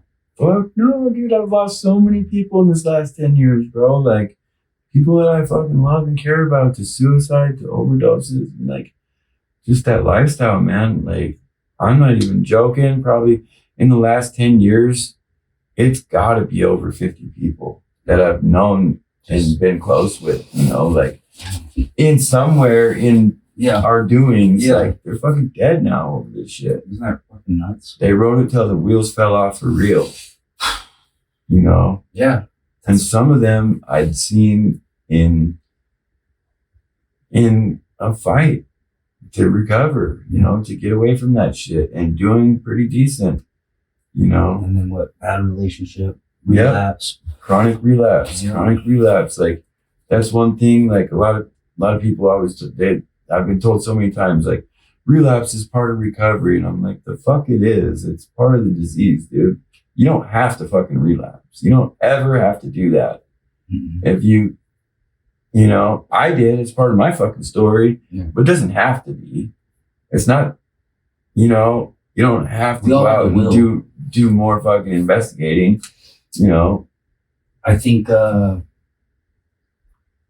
being able to like say no to shit is like a big one. Like I had the hardest time doing that for the longest. Yeah. And then like, cause that comes with the party lifestyle, you know, like nobody wants to go to sleep at this time because they're still at party, you know? So it's like, well, I know I'm missing out on all this shit. Yeah. When, you know, like I love that you guys still try to make an effort to go do things, but you understand how important it is for it to do the right place with the right people. Yeah, absolutely, man. Absolutely. We do. Dude, I showed you that book that she had made, and that's just our adventures in the last year. Like, I know you guys go a lot. Like I've gone on road trips before, but for one fucking reason and one reason only. And that was because I heard they had some good shit in this state and in this particular area. Damn. And that's it. Like, I went to Seattle several times and never saw the ocean, you know? Yeah. I finally saw the ocean when I got to, I don't remember what part of California on the 101 where I got on it, but I rode that thing from Ventura, basically, all the way to San Luis Obispo. Holly. Yep. You know? Yeah. That's a secret. I took Pismo Beach and all that shit. I did that same fucking train, actually. No, I was driving. Oh, you're driving? Okay. Yeah, on the 101, the highway right there. Oh, yeah. I was, dude, when I got to Santa Barbara, I lost my shit right outside of Ventura. That's when I first seen the ocean. It was like 2:00 in the morning. It was a full moon. I could see it in the ocean. I could see it in the sky. It was January. I had my windows rolled down. It was like 65 degrees. I could smell the ocean. And I was driving hella slow compared to everyone else. People were getting pissed, going around me, flipped me off and everything. I was fucking crying, dude, because I was like, I've never experienced this, bro. Damn. And I spent at the time, I had this girlfriend just driving me nuts. And I told her I was going out for a pack of cigarettes, gassed up my vehicle, and I drove all the way to California to pick up another friend of mine. Yeah. And I ended up staying out there for like a month. You know, just like not ever wanting to leave. Yeah. But anyway. Yeah. Yeah. How about miss so much. You and Sam. Me and Sam. Yeah, you and Sam. She's a huge positive. Yeah. She's like, you know, we met in one of the recovery groups years ago, quite a long time ago. And I think she was several years clean and sober and, you know, whatever was going on in her life. And I met her in there. And then the next time I ran into her was in a dope house, man. We were both fucking back on the shit. We were both, you know, selling, and we collaborated a little bit on all that and went through crazy shit. And then she fucking got arrested over in Idaho, I think. And she spent 10 days in jail. And she came back to Missoula and started working for this excavating company. And she hadn't fucking looked back since, man. But when I finally ended up in jail, we had been kind of estranged for like a year. And I ran into this dude that knew her, and I was like, "Do you have her phone number by chance?" And he's like, "Well, I'll call my brother and get it." And he gave it to me, and he called her first, and like, she wasn't that excited to talk to him, I guess, or whatever. But I called her, and as soon as I said, "Hey, this is Chris," and she's like, "Oh my God, I've been worried about you for the last year. I've been wondering," because I blocked her from everything, you know. Yeah. But damn, man, like she didn't let me in right away. I'll tell you that much. It was and I knew like she was my best friend, man. Like I knew she was such a beautiful, like solid person, and just my kind of person. Yeah, we can laugh all the time. We have so much fun. But like, and she told me, she's like, "I ain't dating no dude that's in prison. Fuck that, whatever." But when I got out, like, you know, I started like putting in the work and being consistent. And that's what she tells me now. That's what got her, was the consistency and the, you know, doing the, like everything that I was saying was matching what I was doing. You know what I mean? And walking, talk. It came to the point where we're like, let's just put our fucking lives together, man. Like, we both been through some shit in our life. And like, and I trust her. Shit, like, honestly, this is the first like girlfriend like that I've ever fucking believed when she said I love you. Like, because she doesn't have to say it. Like her fucking, the way she cooks for it, the way she cares for us, like me and the kids and grandma and like all of us, like she is so amazing, man. And like she, like I said, she doesn't have to tell you she loves you. Like she fucking shows you, man. And I've learned a lot from her in that respect. And I'm learning how to like do that myself. Like, fuck that. You know, I love you, I love you, I love you. So what? What are you gonna do about it? Like, how are you gonna love me for real? Honestly, like I'm learning how to do it. She's an angel, man. She's shown you how to do it. Mm-hmm. Yeah. Now you're implementing. That's what I'm saying. Yeah, exactly. I fucking, dude, I want to marry that girl. In fact, I'm married to her. Like, you know what I mean? Spiritual way, Indian way, like however you want to put it. Like between me, her, and the spirits, the universe, we're already united. Yeah, I love that. You know, I feel like we're already married. Yeah, a lot of people. I want to give her that down on one knee, like the real deal. Oh, she didn't have that in her first marriage either. So you guys are gonna do it right. I know. You know, because love is thrown around like a motherfucker these days. You know, and to actually have the consistent actions. Yeah, that's fucking amazing. Yeah, I mean,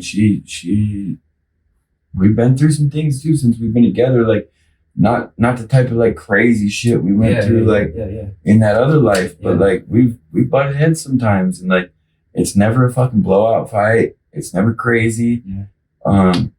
By the next morning, it's fucking one of us is like, that's how, you know what I mean? Like, get over here. Yeah.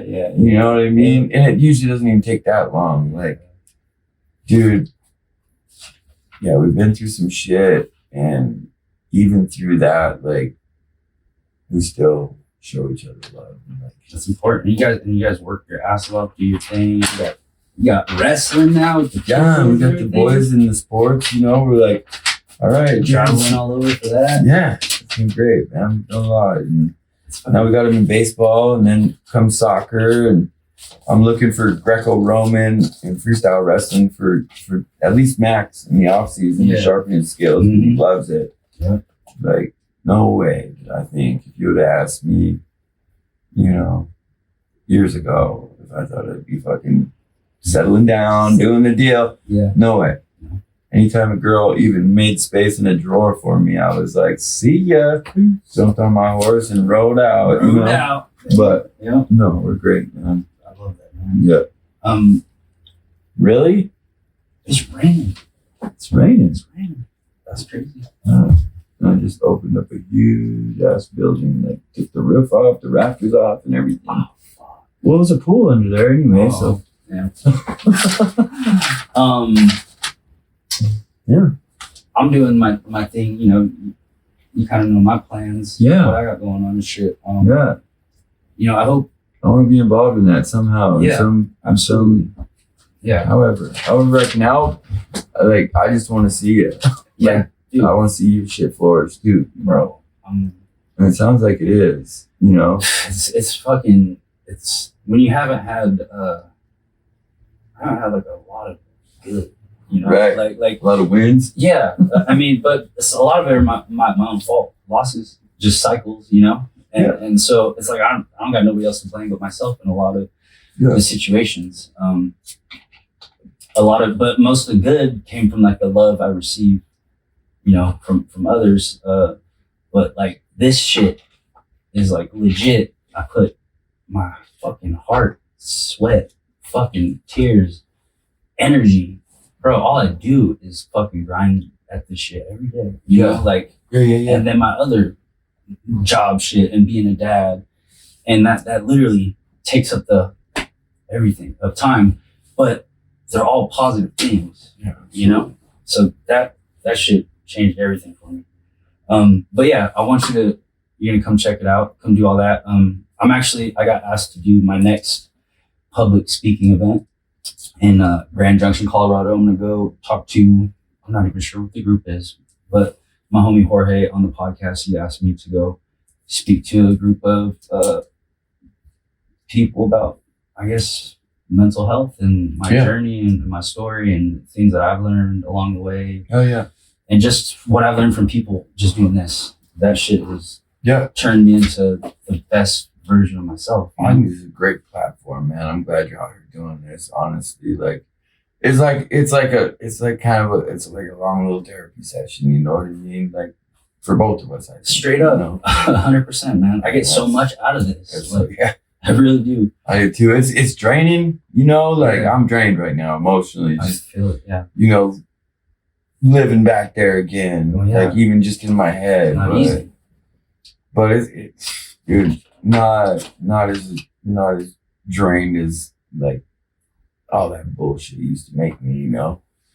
Still out here thriving. When it releases though, over time it gets lighter. Yeah. You know? Yeah. It loses power, that's for damn sure. Yeah. And heaviness. That's kind of like, I know a lot of people, like, you know, one thing I want to say to if people are listening, you know, like don't think you have to come out here and just like spill the beans to everybody the first time you meet them or whatever, overshare all that stuff. It's kind of unattractive actually sometimes, but like just find a safe person, place, thing, get it out, man. Get it out, face it down, get it out, get rid of it somehow, like whatever you got to do, man, because there's no moving on. Well, it's just weighing you down. It'll keep coming out. You know, like I literally am one of them people that didn't even like to shave because I couldn't look myself in the fucking face, you know. Okay. And today, like, I love myself, you know. I love like how that's fucking how I live, you know. That's everything, honestly. Absolutely. Until somebody can learn how to do that, the world will be not as it should be. Yeah. You know? And maybe it's because we were missing that love early on in life, you know? Most likely. But it's never too late for anyone to make that change. Just like yourself, just like many others. And now I'm at this point, and you're at this point where you're going to be able to help others because of your story and your journey. So we're definitely going to have some plans. Yeah, you know, that's definitely on my mind. It's a passion that I just don't. I'm excited to see like where, you know, this higher power and my work, you know, prayer, affirmation, prayer, action, you know, where that takes me. Because I have no idea. I have ideas of what I want to do and how I want to help people, but that's not exactly how it's going to turn out. I know that, but I'm excited to see what I can get into, and I'm excited to see miracles in other people's lives, you know, like because of the hard work that they put in, you know. And if I can help in any way, like holler, you know, straight up. My name's going to be on this podcast. Look me up, whatever. Yeah. Oh, look RJ up. You got shot. You know. Oh yeah, that was. We gotta throw that story out there real quick. Oh, it's just a story, man. It's just you know, in that drug life, you know, ended up in a situation that wasn't even my fault, man. But somebody said it was, so somebody else that was a kid, man, young kid, 17-year-old kid, and some older guys kicked in my door at like 3:00 in the morning or something. Yeah. One day, and he's pointing, screaming, yelling, pointing a gun in my face. I was sitting up on the end of my hide bed in my living room, like just looking up at him, and he's like going crazy with this pistol. And finally, he's like, "Fuck it, I'm gonna kill you!" And racks one back and goes to shove it in my face, and I grabbed it, and he discharged right through my hand and out my wrist here, and through the wall behind me. And funny thing is that this whole deal came full circle too, bro. Like, so his buddies that were with him straight up like told on him, went to the police station, scared to death, you know what I mean? But so he ends up locked up over the deal. And this is around the time that, so my daughter passes away, and then a few weeks later, you know, my wife sleeping with my best friend, like you know what I mean? Yeah. I fucking lose it off the deep end. I get in trouble behind that situation. That was one of the big things that sent me to prison, was the violence behind that relationship and that they had together. And then, I did a bunch of forgeries. Anyway, so I'm in jail, like facing prison time with 6 felonies. And victim services comes and pulls me out of my cell to ask me to testify against this kid that shot me. Oh shit. And I'm like, absolutely not. Yeah. I'm not gonna do it. I'm not gonna fucking do it. And they're like, well, he's trying to get out on bond, like da da da da da da. We don't want him back out on the streets. Like, you need to say something. You need to write a letter to the judge and like keep it, you know what I mean? Whatever. You're the victim in this situation. And we're here to like, talk you into testifying basically, or saying something negative about this kid. Yeah. So I was like, you know what? I'm done talking to you. First of all, I shouldn't even came out here to talk to you without somebody else listening to what I'm saying to you right now.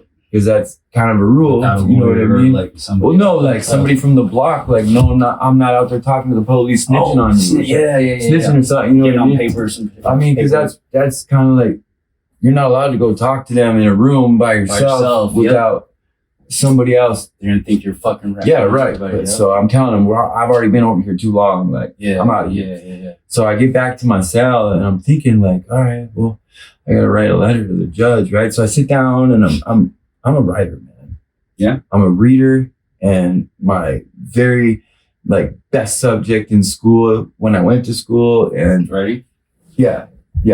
Arts and literature. Absolutely. I love words. You should write a fucking book. Crazy. About your life. Not my life. I'll write it about someone else's life, maybe, but fiction. Yeah.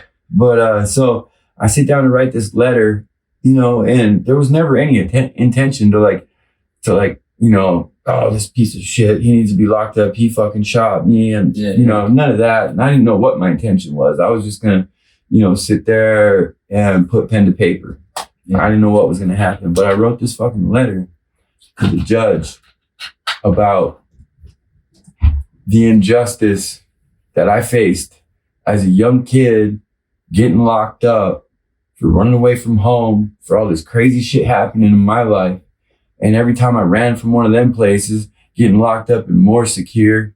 Pretty soon I'm in a fucking juvenile prison. And I got nobody coming to see me, no one talking to me. And I'm learning from all these fucking kids in there that are straight fucking gangsters. Kids. How to be a freaking, you know what I mean? How to be a convict eventually, basically, and I'm like, the fucking system ruined my life. I'm like, this kid's 17 years old. And I said, I can't for surely tell you if it was him or not. It was dark. It was fast. It was scary. I said, so I'm never going to fucking say it was. I said, hey, listen, if you want to help this kid, really want to help this kid and keep your community safe, I said, it says right in the paper, it was over drugs or something. Mm-hmm. He's got drug problems, whatever. Get him some help for that. I said, also make him finish high school, not GED. Make him finish fucking high school. Yeah. Get his goddamn diploma. Yeah. And then, I don't know. I said some other things I said, if you want justice done to this community and for me as a victim of the system, also, you're not going to lock this fucking kid up for the rest of his life. Yeah. Over 30 seconds of his fucking life. So the judge read this fucking letter and ended up dropping all the charges to a deferred prosecution. So anybody who knows anything about that, deferred sentence is different. Deferred imposition of sentence is way different. That means if you don't fuck up, we'll expunge it. You're charged. You're a felon. Well, a deferred pros is we're not even going to charge you unless you fuck up. Yeah. In this next 3 years. Well, this kid ends up fucking I think he got in trouble years after this, but he owns I don't know exactly what the business, Alpine Customs or something like that, or Alpine Construction, something like that over in Bozeman. Yeah. He does these big concrete jobs.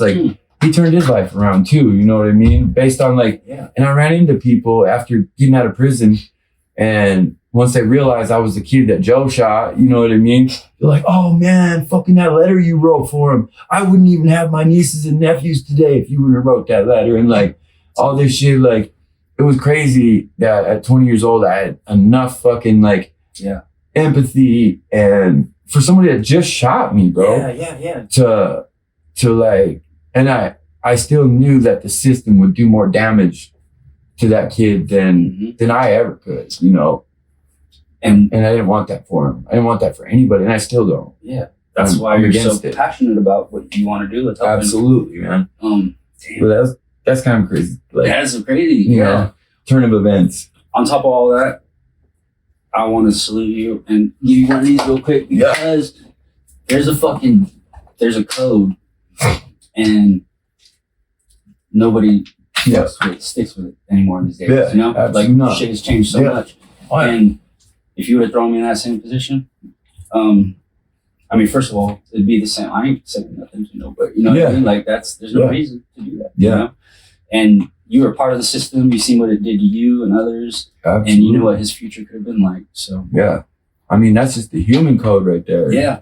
I mean, that's not even convict shit either. That's like, fuck that. I don't want nobody behind bars. You know, I mean, hey. I ain't snitching on nobody. Yeah, no, I don't need to, man. I don't need to. Everybody's they're gonna get caught on their own, man. The police have a job to do, man. Nobody comes and pounds my fucking nails for me. Right. I am not doing your job for you. I feel energy doesn't lie, you know? Whatever you put out into the universe, you know? Yeah. I feel like I've been doing nothing but try my hardest to put good out there. And I think that's why shit is working for me now. Absolutely. Know? And I firmly believe that, you know? And probably same for you. Like, you're doing your fucking thing now. Yeah, absolutely. It's slow and steady. That's all I know. I'm not like, that's one thing too. I'm gonna say, and I'll shut up. I talk a lot sometimes, but I'm very passionate about it. It's like don't expect all this shit in one day, man. Don't put that much pressure on yourself. I mean, anything worth having is worth waiting for and working for. And like, man, just if you find yourself in a position to where you're having to force shit to happen, then it ain't right. It ain't right at all, man. Because that's what we did when we were out there in that other life, man. We forced everybody. Like, I needed to say this, so I know you'll say this, so that I have the opportunity to get in there and hustle you for this and get over and do that, and like forcing every fucking day to happen, not letting. You know what I mean?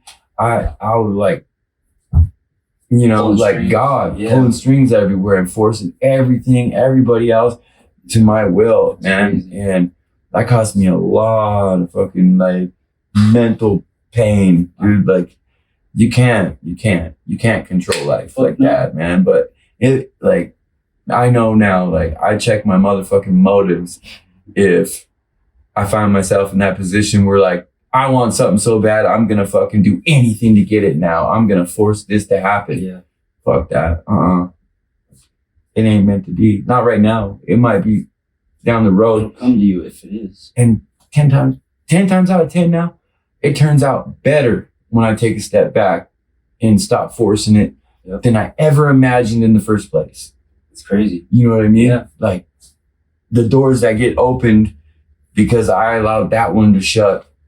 Yeah. 10 times better. If you let it go, if it comes back, then it's meant to be, you know? Yeah, absolutely, man. Stop forcing shit. We got a lot of fucking really good shit, man. This is probably, like, no cap, one of my favorite fucking conversations I've had. I really appreciate you doing this. And you're busy as fuck, and we've tried a couple times. Yeah, we did. I'm sorry. I felt like, man, I hope it doesn't feel like I'm pulling them off. I just can't fucking make it work right now. You got mad shit going on. You got wrestling, you got state. You know, we're going to state. Maximus, shout out to Maximus and Titus working your ass off out there. Shout out to fucking Matt Devils, Glendive Matt Devils. It's been a great season. I want you to shout out. I want you to your final monologue on your journey, on mental health, on addiction, recovery, changes, fatherhood, whatever you want, you know, family, whatever you think is important for you to get out there to people that you would like them to hear before you go on to the next chapter of your life. I mean, it's kind of cliche, but at the same time, like, dude, just keep walking, no matter what. Like, this too shall pass, right? Like, if you're going through hell, it's gonna pass. If everything's fucking great in your life, that's gonna pass too, and it's gonna get shitty again. Yeah. But just keep going. Yeah. Keep fucking going, man. Don't sit on your hands in time of peace. You know, because when war comes, they ain't gonna be ready. Basically, like, just keep walking. Yeah. And that's, I mean, that is like the action. I don't know. I can't stress enough. Like, if you ain't working against it, like, you're working for it. You know what I mean? For that sickness. For that sickness. Hell yeah. Straight up, bro. Yeah. No, this has been really helpful for me. You know, I'm getting ready to embark on Fuck yeah, man. another Fuck yeah. chapter of my life when I'm just closing the door on the fucking gnarliest one of pain, growth, and perseverance. Craziness, huh? Yeah. But I only know a little bit about your story, man. Yeah. But like, yeah, that's fucking awesome, dude. I see it. It's great. Yeah. I want to see more. You know what I mean? If there's anything we can do, Sam and I know I'm speaking for her right now, but if there's anything we can do to help in any way, like, I know you're call us. you know we're homies, bro. Yeah. I don't have a lot of that anymore. Yeah. Um, I see why. yeah, I understand, man. yeah. I get it. But I commend you for going through hell and fighting through it, not giving up, keeping on walking like you're doing, and now the flowers are fucking coming out, you know. Yeah. And you're fucking young, 42. You got so much shit to. Grandpa's young. Grandpa's still. young. I love that, bro. Well, yeah, man. I just want to say thank you so much for doing this. Absolutely. Thank you. And thanks for keeping it solid always, Yeah. but I appreciate you. Oh yeah. We're gonna be homies till the day they drop us in that casket. Yeah. Whenever that may be. But yeah. I want to say thank you, man, and Yeah. No problem at all. peace out, everybody. Thank you so much. Thanks for listening. I'm taking a break because I got a lot going on right now, but I'm probably just gonna put this one out and let it chill.